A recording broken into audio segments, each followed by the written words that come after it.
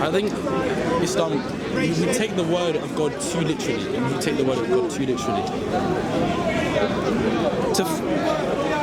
When I think of the word jihad in God, I think that is denying God. Why would you fight for God? God will not want us to fight for Him. Even in war, killing is still murder, and God is against that. That is my personal opinion. I want to hear yours. Nothing's off the table, by the way. As long as you're sincere, you're willing to listen to the answer, you can ask anything you want. Yeah, bro? Yeah. I'm an open book for you, yeah? Because if someone comes with the respect, I'll give the respect. As simple as that. Yeah? Before we jump into that, do you believe in God? I believe in God. I think God is do I believe in God? I won't answer that question. It's a complicated subject. God can be anything. So I'll answer that. Okay, do you think there is a God? There's something beyond us, yes. That's what I'll answer that. In terms of where this universe and we have come from, do you believe we were created? That we have to be. We have to be. Do you believe that entity is something outside of the creation? What do you mean by that? For example, when I say creation, that means all that we see in the universe, subject to time, subject to space, subject to things to depend upon. Do you believe that the creator is something that is outside of the confines and the laws of nature? Or do you think it's subject to the laws of nature? It is. You think it is nature? It is. So if it's, unpack that for me a little bit. Like when you say... It cannot be outside. There's nothing outside of our universe. There's only in the universe, and that is God. I believe God is the universe. So He's not a deity. He's not something. He's something beyond that. He's beyond our minds. We cannot think of Him. When you try to think of God, you cannot. It's impossible to think of God. So when you call God a deity, when you think of Him as He's in Jannah or heaven, He can't be, because He's everywhere. He's all around us. Let me tell you the Islamic concept of God, because like you said, Islam is misunderstood. So our concept is in chapter 112 of the Quran. Say He is God the One. Yeah, so we believe God is one. He is independent. He does not beget, nor is He begotten. And the fourth point, which I think is relevant to what you're saying, there's none like Him. Yeah. So where you say that it's difficult for us to imagine Him, difficult for us to know Him, etc. Well, you didn't say to know Him, you said to imagine Him and to conceptualize Him. To some degree we agree. Yeah. However, wouldn't you say that when you relegate God to the laws of nature, that is something that we can comprehend and understand? So doesn't that contradict your point? Can you simplify that? So when you're saying to you, God is nature, God is laws. Well, laws are something that we can quantify. Nature is something that we can understand and tabulize and correlate, make tables and, come with theories.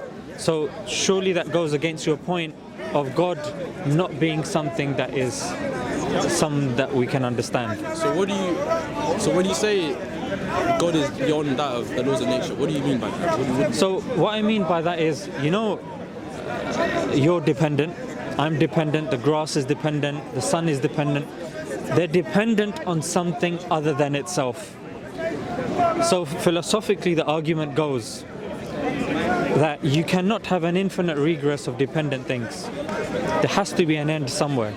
So if we bunch the whole universe together, just conceptualize it like a blob, a giant blob. All the galaxies, stars, the moon, everything, it's a blob. It's dependent. It's dependent on its parts, it's dependent on certain sources of energy, it's dependent. It was started once upon a time, as a beginning. Philosophically, something that has a beginning, something that is composed of parts, something that can be any other way, we say that thing is dependent. So what we say is that philosophically, dependencies have to have an end. Otherwise, you're just dealing with infinites here. So we say, for us to even exist, there has to be an end to that chain. So philosophically, theologically, we say it's an independent being, yeah, or a necessary existence. Something that is not dependent upon the creation, something that's not dependent on the forces. Is God and the universe separate in Islam? Yeah, we don't believe God is part of the universe. We believe God created the universe, and this is the thing, even as human beings, when we create, like the VCR always comes to my mind, but you're probably past that. Let's just say a flat screen TV. If I'm creating a flat screen TV, it doesn't mean I'm part of the flat screen TV. Do you see? Like, I'm independent of that. Yeah, the materials are there, and I've utilized the materials to create that. Similarly, God is not dependent upon the creation. The creation exists separate from God. God is not part of the creation. Otherwise, just like the creation has a beginning, has an end, it's dependent on sustenance. Therefore, it would mean that God is also now dependent as well. So if we're talking about Mother Nature, once upon a time, Mother Nature needed something to... Yeah, it wasn't there before. So does that mean that God had a beginning? If God has a beginning, then surely it's no longer God. Do you see? So that's why we say God is outside of the creation. It's not a man. Yeah, it didn't walk amongst us doing miracles, turning water into wine, didn't sit on the toilet and have stomach problems and stomach cramps and all of these sorts of things. We believe God transcends all of that and is somebody that has created us and maintains us, looks over us, loves us, and the likes. I think our issue is we try to explain God a bit too much, right? I think the real meaning of God is he cannot be explained. I think faith, you're aware of faith, right? Yeah. Faith. I think faith is the point of God. To believe in something even though we don't see it. Once we prove the existence of God, faith is completely useless. I think it's best that we don't know the true nature of God. So here's the thing. When we talk about faith, we mean faith in the sense that we haven't seen God. Yeah? Now, how old are you? I'm 16. 16. Okay, you're very young. Are you doing something at uni, your college? What are you studying? So I can give you examples in accordance to what you want. I'm not going to really elaborate on it. You don't have to. Philosophical, science-based, just point me in a direction that I can give you more examples in a certain field. Let's say philosophy. Yeah, philosophy. No, you don't have to disclose anything. From my side, I want to use examples that are going to be beneficial to you. I don't want to talk past you. Yeah. So the philosophy of science, yeah, relies upon something called induction. Induction relies upon belief. However, when a scientific theory is formed, we don't say that it's faith. We use the word evidence. Why? Because although we may not have seen that particular thing, there's enough evidence within science to point towards that as a conclusion. For example, planet X in our solar system. They didn't see it. They said, if you look at the effects, it's the effects of a planet. Therefore, the conclusion is there must be a planet. And it was printed in the newspapers, etc. Yeah? So similarly, in religion as well, there is philosophical evidence, there's logical evidence, there's deductive evidence. All of these are evidences. However, we have not seen God. There's enough evidence for us to be content that there is a God, but the faith element is there because we will never see God, because of the point that you just mentioned.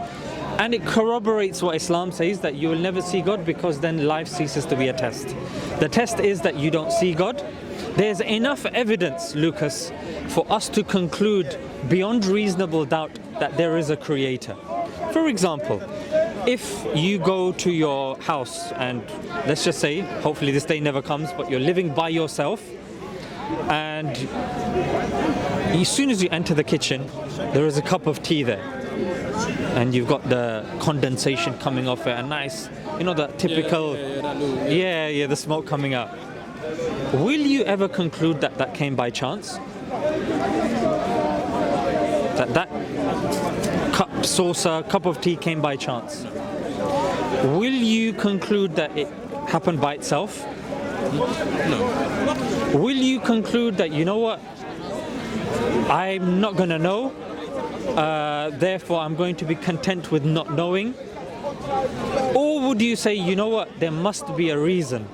Let me explore that reason. There's chances that I may not find out.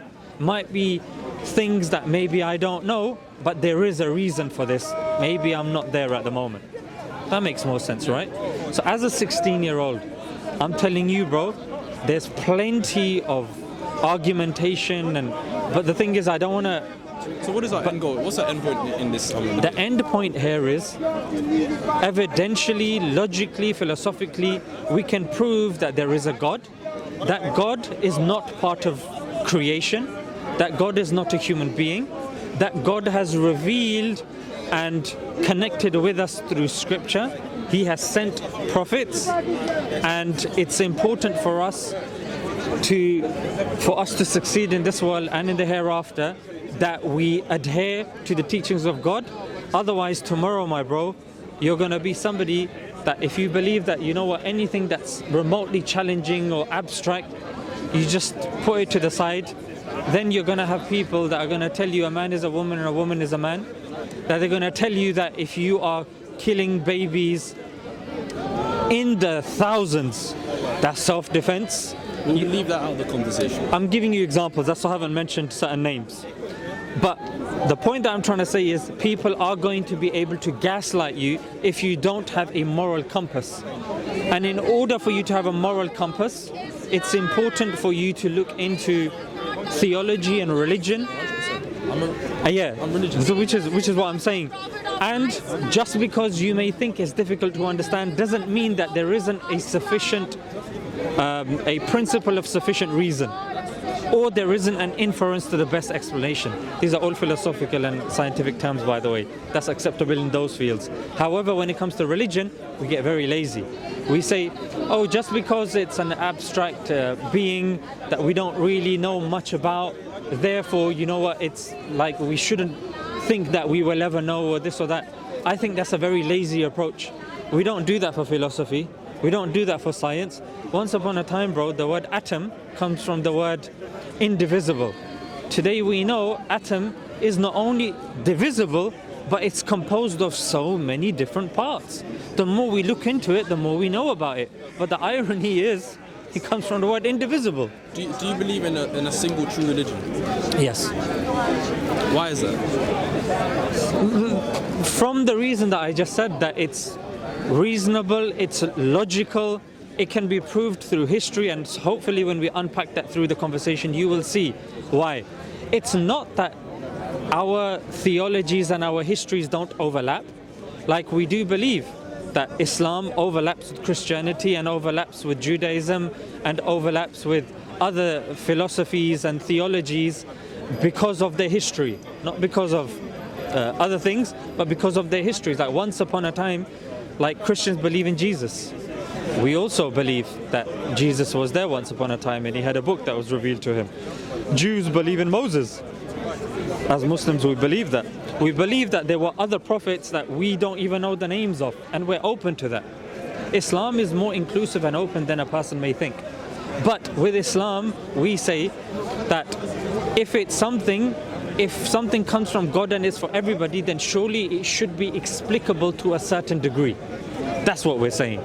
A logical, rational person, because logic and rationality is something that's present in everybody to some degree. Even when it comes to your inclination towards God, this is something that's in everybody as well. Justin Barrett of Oxford University, you probably know that study as well, that he concludes that we all have an innate disposition to believing in a God.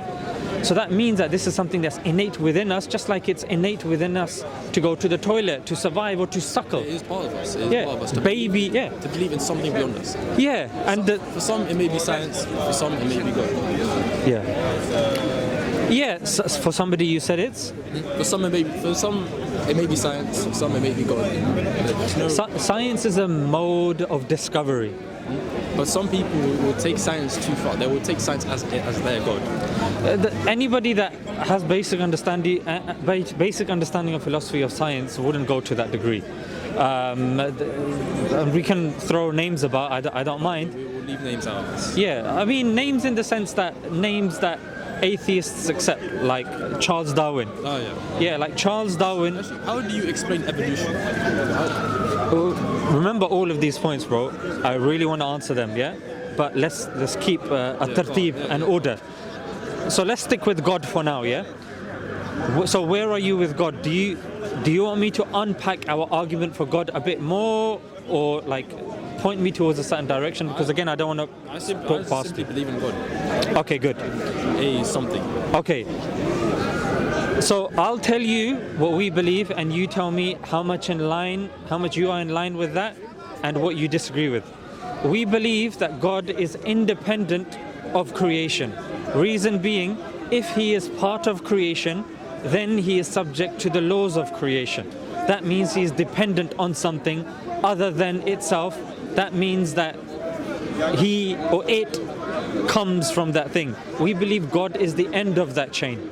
Everything emerges from God, and God is not slave or dependent upon laws, upon the things that we see around us. So independent. Are you with me with that? Independent. Independent from everything. Independent from everything. He does not beget noisy begotten. Well, noisy begotten comes with independence, but he does not beget, meaning doesn't have a son, doesn't have a daughter, because then there would be godlings and gods. For example, if you look within Hinduism, they believe, technically speaking, all of their gods coalesce into one. However, because of goddesses and godlings, some people give more preference and priority to certain godlings and goddesses than the one true God. It leads to confusion, and if you have two forms of gods, there will be a conflict of wills. So logically and rationally, because God is the creator of all, his will remains dominant over everything, so it makes sense that there are no multiple gods. With me with premise 2? Fantastic. We also believe that, again, God is unlike anything, because whatever you see around you is all dependent. God is independent. We're unaware of the independent, therefore that also makes sense as well. That's pretty much our definition of God, what I've explained to you. I mean, I wouldn't say yes or no. I won't, because. But you're with me so far with those things. I understand. Just from an observation point of view, I'm just pointing out that we are together with our belief system at this moment in time. Thereafter, if we were to say that God is a wise, yeah, he's intelligent and he's wise, you accept that, right? He's intelligent and he's wise. Make sense? If you want to challenge that, I'm open, bro. No, I'm not denying it. I'm not. Yeah. I'd rather if you did. Reason being, and then here's the thing.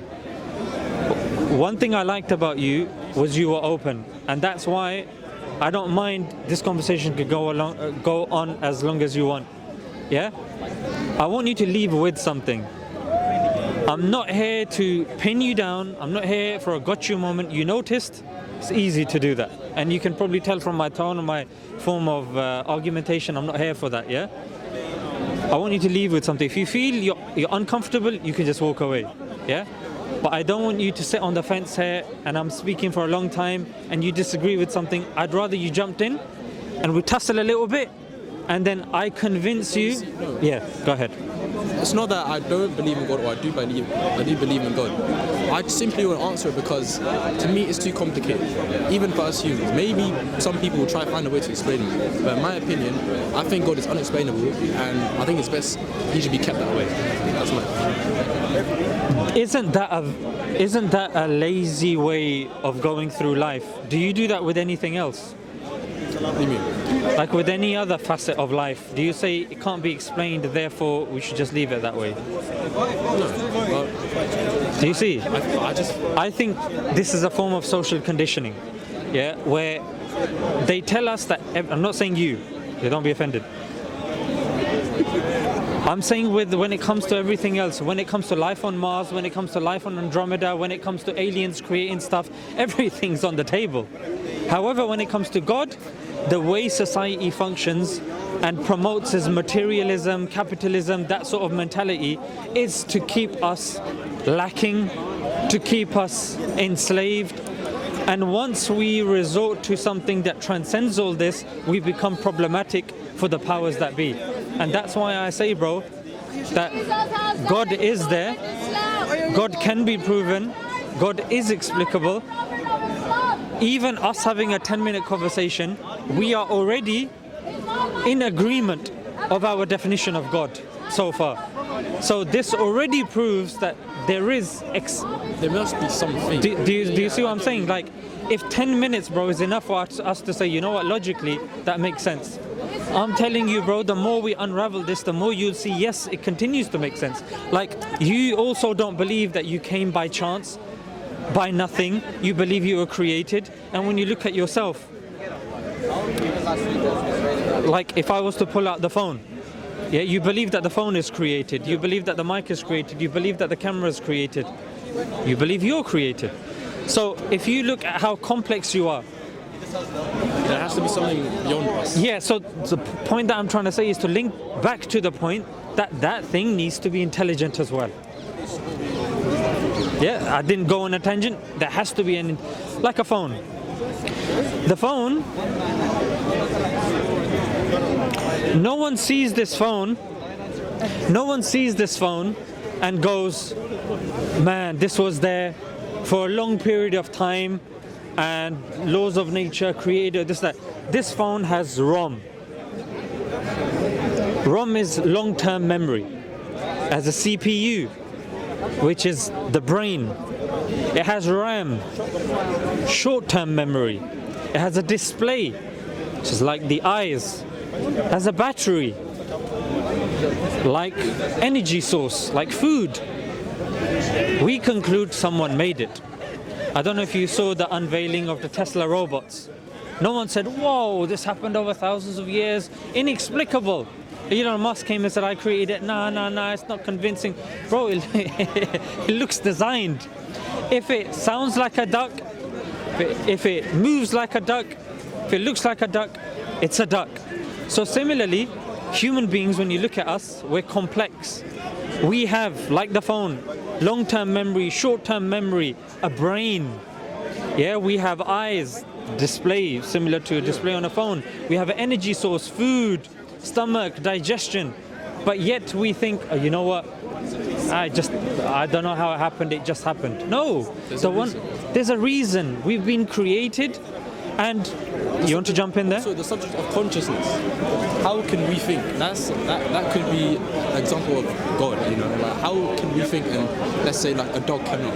Obviously a dog can think, but we are capable of doing many great things.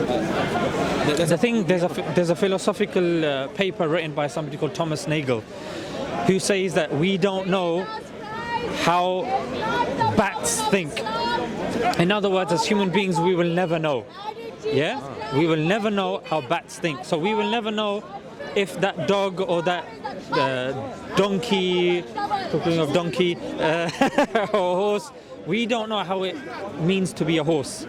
We do know how it means. See why I use the word donkey? So the thing is that we don't know how it feels to be those creatures. Yeah, but those creatures are sentient. Those creatures display certain behaviors through which we conclude certain things. However, for us to even go into that realm, before we need to understand and fix our own home first, which is like this, like what are we doing here? So as a human being, my bro, when you look at our intricacy, the inference to the best explanation is, if I look at this and how amazing it is, the heart beats and it continues beating for at least 70 years. We don't expect it to stop. But when you get a Toyota car, even though it's fantastic and brilliant, you don't expect it to work for 50, 60 years. You expect it to break down. So when it comes to every other form of creation, we expect it to have a short kind of span. Sorry? Yeah, all points to God. Yeah, that's what I'm saying, bro. That it's all people say there's no signs, but Ibn Taymiyyah was asked. One scholar was asked, like, prove that there is a God, and he let off a chuckle and he said, "How are you asking me for proof when everything around you is proof of a God? Just looking at how a bird stays in flight, look at how a bewick swan has the migratory instinct to go to certain places. Look how the snake is able to survive without legs, and how its sight isn't even that good, but just its mere faculty of tasting the air is able to, help its survival. How if you go in the depths of the oceans, you notice that it gets darker and darker. However, there are certain fish that have lights dangling off their heads. To say that it's chance, to say that it doesn't point towards a creator or a designer, when everything around us points towards a creator and a designer, I think it's doing a great injustice to God. And I think when certain people say that, it's not worth even speaking, or we can't get to that, I think that further exacerbates the problem. Because the more we talk about what's around us and the design of the things that are around us, how the giraffe will have such a long neck, and how physiologically anytime the giraffe looks down, his head's supposed to just pop. But the blood pressure control system in the brain of a giraffe has been designed in such a way that we are able to witness a giraffe without it going crazy each time it bends down. You know what I mean? So, and similarly as human beings, bro, just marveling at us and at our cell. Every cell in your body is an entire city in itself, with a nucleus, with rough endoplasmic reticulum. They're like factories. Then you've got lysosomes there. Then you've got the cell membrane, which is like the border force that protects each cell, and each cell knows what to do. And But I will speak in the context of, let's imagine I'm a scientist, okay? I will speak in itself. Let's imagine I'm a scientist, I'm telling you, but there's a reason the cells are built like this, because of blah, blah, blah, blah. How would you answer that? How would you... So scientists, because I've spoken to many and I've been privy to a lot of their works, science can only explain the how, never the why. For example, you enter that room, that same kitchen, and there's a birthday cake. Sorry, not a birthday cake, that gives it away. There's a lasagna. You love lasagna, let's just say. And you invite your scientist friend and you say, "Come along, John, prove to me using science why that was made." He will get out his microscope and he will get out his chemicals and he will say it was an exothermic reaction and there's this chemical, that chemical. You say, John, you're telling me what it is. You're telling me how it was made. My question to you was, why was it made? Why is it there? They can try and try and try. They will never do so. Because science explains the how, not the why. I understand. Yeah?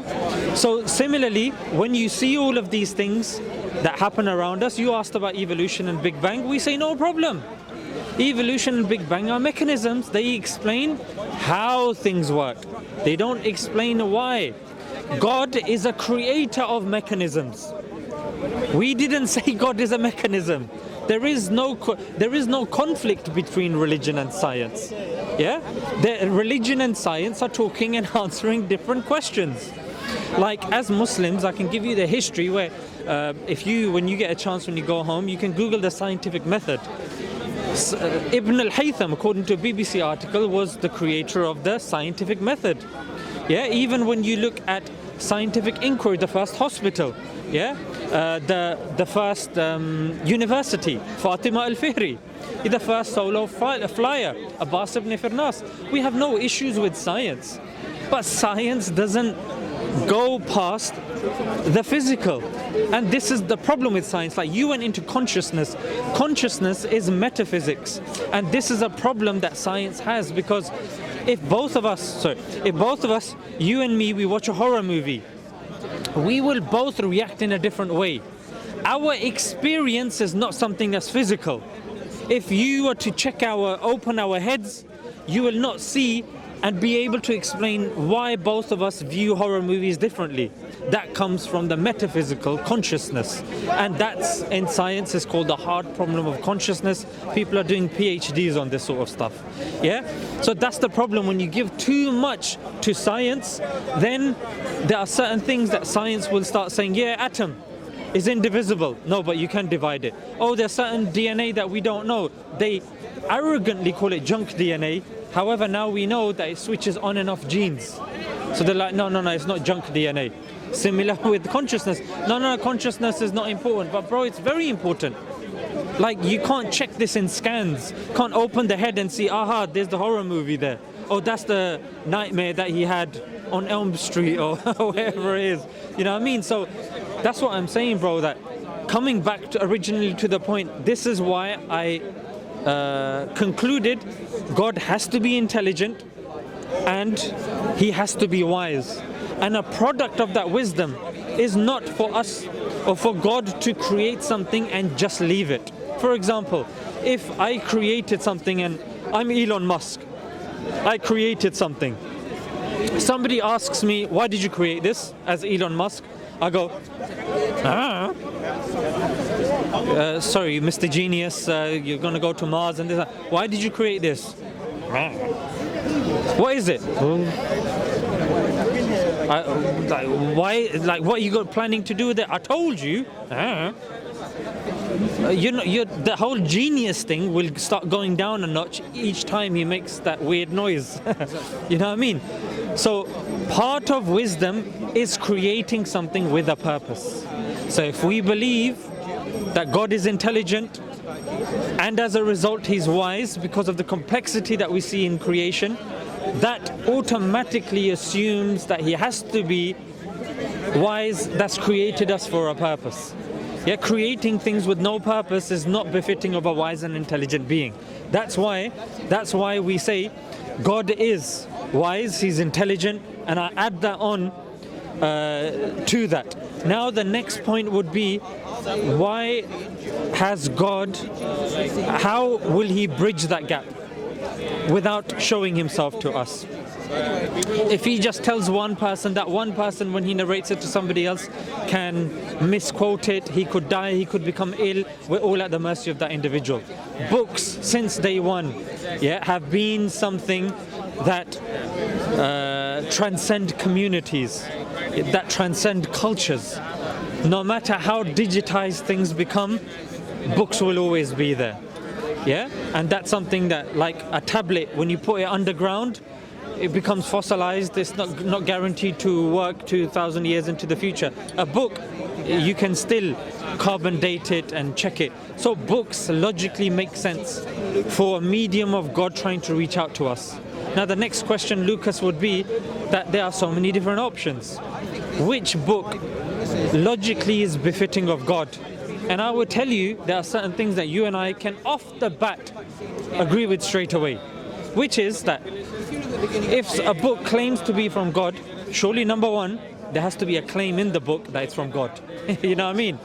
Like if I'm writing a book, I say, oh, this is a cookery book. So people say, okay. I say I've authored the book. Okay. So what is the book? What's the author of the book? And number three, Lucas, we have to be able to say that this book is the same book today that it was since the beginning of time. Yeah? So if people are saying, no, the book's changed, then it's not really from God, is it? Because it's a book of God and people now, not just of God. So this is what we say, Lucas. We say that the Quran, compared to the scriptures of the other faiths, Quran is the only one. See, we're switching the conversation. I did not want to talk about which religion is true or which religion. No problem. Because that's when it turns into division, and that's what I don't want to do. But don't you think it can only lead to division if a person sees it that way? I'll give you an example. Me presenting the case for Islam about why in certain fields, I would argue in all fields, it's ahead or it's superior compared to the criteria of other religions, that's something that can objectively be measured. Someone can disagree with that, and we can have a conversation, we can shake hands, and we can be on our ways. But just to merely evidence one stance, I don't think that causes division. In fact, the Quran tells us, tell the others, come to common terms between us and you, that we believe in none but Allah, and then it goes on. So in other words, we're told to engage in discussion and debate. When you're going to be, like, you're 16, bro, when you're going to be in like friendships and inshallah, God willing, you get married, don't think of it like this, that just because you guys disagree on something, you shouldn't talk about it. That's called escapism. To come up with ideas and to really extract the juice of life, you have to be okay with pressing a few buttons, but do it respectfully. That's my advice to you, humble advice to you, because I'm somebody that obviously, these grey hairs, you know, they didn't just turn grey under the sun. I come with experience, and certain people, you can disagree, but you can still be friends. So somebody, like, don't feel that, no, this is going to cause division, I don't want to go into that. Be okay with that, but as long as it's done respectfully. That's the criteria that I would humbly suggest. But is there any others? Because you had many other points. I think I'll save it for another day. Yeah? What are your thoughts so far with what I've said? Do you want to push back on some things? Or? I mean, I'm just here to learn, and what you've said is really, eye-opening, you know? Yeah? Learned a lot. Fantastic, bro. As always, I'll try to be here Sundays. If you ever want to come and you want to progress in this conversation, Of course. I would just leave you with this final point, bro, that, like I said, the inference to the best explanation, the most probable logical cause is that we have been created. We haven't just been left here. We're not abandoned. As a result, we do have a moral compass which can be derived from a book that makes logical sense, that can be tested under scrutiny, that doesn't have contradictions, that doesn't have illogical presuppositions like books of other faiths, and we can evidence that. And if you ask me for evidence, I can present that evidence. And once you do that, you will attain and you will have more direction in life. Without that, you can be a good person, but without a map, it's very difficult for you to reach your destination. It's going to be a lot of trial and error. You're going to hurt yourself along the way. You might go veer off, get tired, lose supplies. Islam provides a map. Makes it easier for you to reach your destination, and it helps you understand life and navigate through life. That's why I urge you, don't dismiss religion and these sorts of discussions. Don't think it's unachievable. Nothing is unachievable. Yeah, if there is a God, He will have put breadcrumbs there for us to get to Him. He's not somebody that has just left us and made it impossible, because that's not an intelligent and a wise God. Certainly not a God that we believe in, that will just abandon us and leave us. Nuclear warfare, atom bombs being dropped, babies being killed, and it's difficult for us to get to Him. Seems ridiculous. My friend, Lucas, pleasure, my brother. Thank you, man. Take it easy. Let me just take the mic, yeah? Thanks, my brother. Take it easy. Welcome salam. How are you, right? Alhamdulillah. How are you? Nice to meet you too. Uncle, guess